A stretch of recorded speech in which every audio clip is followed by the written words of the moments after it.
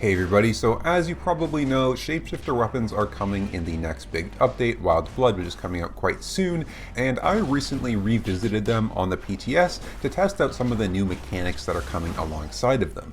And after testing out a bit more, I can confidently say that these weapons are going to be completely game-breaking. They're going to be so unbelievably unbalanced, and let me just show you what I mean.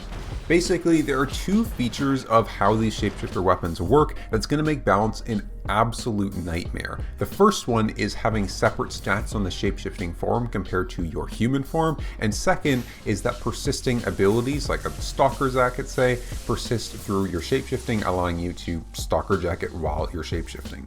Let's talk about each of these and how you can abuse them to create some absolutely terrifying shapeshifter builds.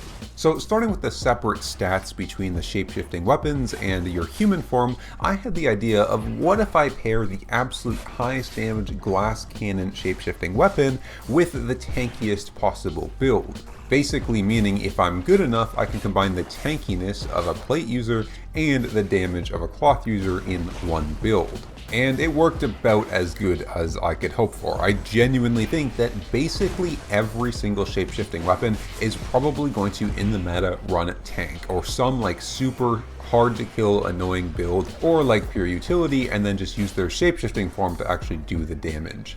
So take the imp staff for example, one that I thought was going to be really weak because they're super squishy and the W ability is honestly just really bad unless they have like zero defensives or whatever.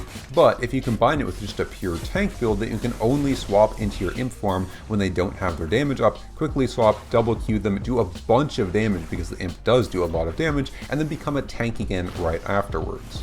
And while this is solo, I'm not exclusively limiting this to solo. Basically, you're just going to have a bunch of tanks running around that can swap for like half a second, do a buttload of damage, and then swap right back to being a tank.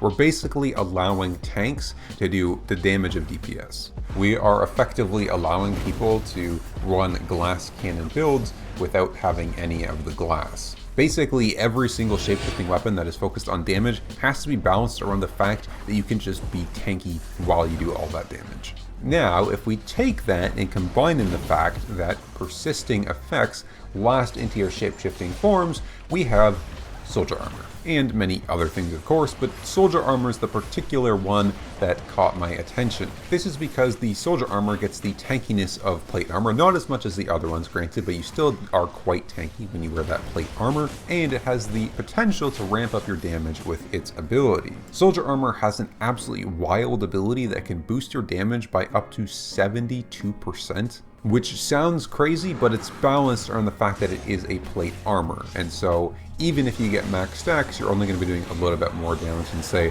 someone with a cleric robe with that active.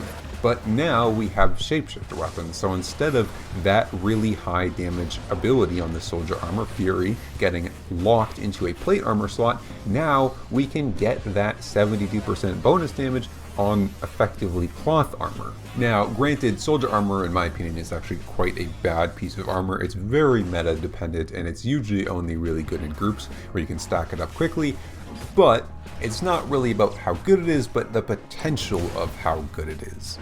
Now, because shapeshifter weapons exist, SBI has to solely balance soldier armor around shapeshifter weapons.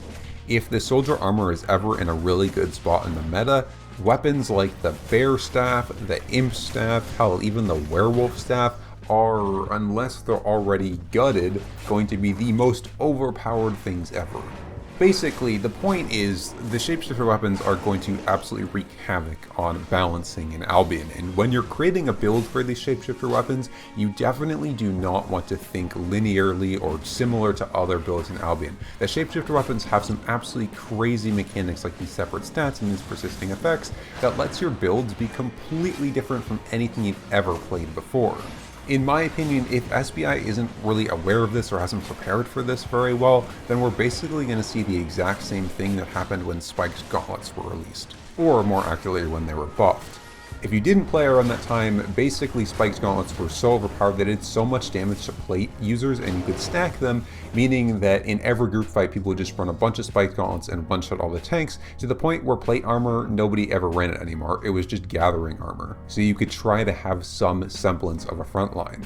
That patch, when the spiked meta was wild and tanks were literally non-existent, it completely broke the fundamentals of Albion, because the tanks, the people that had to stand in the front line and tank things, were not tanky and could not do that, and so Albion PvP was terrible because the fundamentals weren't there anymore. The basically exact opposite of that is what we're looking at now with the shapeshifter weapons. Now, instead of tanks being squishy and able to be one-shot, we're going to have DPS that are super tanky and almost impossible to kill, while still doing their full damage. Shapeshifter weapons, again, threaten to destroy the fundamentals of Albion PvP. If the DPS, the things that need to sacrifice their tankiness to do damage, no longer need to sacrifice that tankiness, well, it's gonna be mayhem. Anyways, we'll see what happens when the patch drops. I'm curious on your guys' opinions. Let me know in the comments and do all the other stuff you do to YouTube videos, and I will see you when the next patch drops, probably.